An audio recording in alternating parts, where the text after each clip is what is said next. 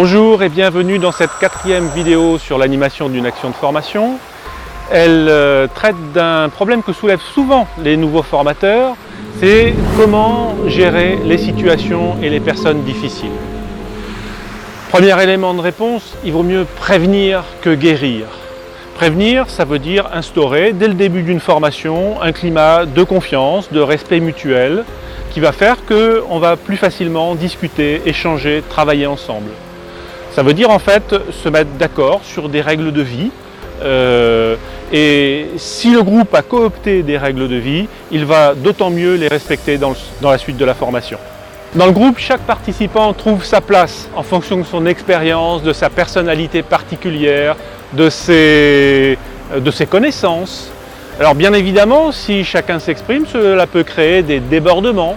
À la limite, je dirais que le formateur ne les craint pas, ces débordements. Il y a plus de bruit que dans une formation magistrale, s'il y a beaucoup d'échanges, si chacun parle de son expérience, mais c'est de toute façon beaucoup plus constructif et beaucoup plus riche. Les débordements. Eh bien, en fait, finalement, s'il y a réellement des débordements, d'abord, il faut se dire qu'ils ont un sens. Je dirais qu'il ne faut pas les craindre, mais se dire qu'est-ce qu'ils signifient. Pourquoi il y a plusieurs participants, pourquoi y a-t-il plusieurs participants qui s'opposent au formateur? Et il y a sans doute une raison à cela. Et en cherchant la raison et en essayant de démonter un petit peu le mécanisme, assez souvent on revient sur les objectifs de la formation et on arrive à trouver des réponses qui sont intéressantes et qui vont apporter à tous. Un cas de figure, hélas, assez fréquent, c'est celui d'un groupe démotivé, d'un groupe ou de plusieurs participants démotivés dans une action de formation. Il y a encore pas mal de formations obligatoires dans les entreprises et on peut comprendre que certains participants n'aient pas envie d'être là. Alors que faire dans ces situations-là? Se dire d'abord que rien n'est perdu.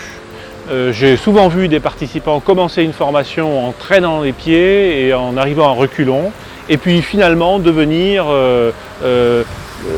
certes ceux qui vont apporter le plus de choses aux autres. Face aux participants démotivés, le formateur peut se référer à Maslow. Donc le groupe doit se sentir bien, les participants doivent se sentir en sécurité, premier aspect. Deuxièmement, chacun doit trouver sa place et se sentir reconnu à sa juste valeur. Troisièmement, il doit y avoir une cohésion dans le groupe. Les participants doivent se sentir soudés, ils forment un groupe. Et pour cela, il y a différentes activités ludiques qui ont donc une fonction dans une formation. Et puis enfin, tout en haut de la pyramide de Maslow, le développement personnel, le sentiment en fait de s'épanouir, de grandir en quelque sorte. Et l'objectif dans une formation, c'est bien ça quand même, que chaque individu ait le sentiment de progresser d'une manière ou d'une autre.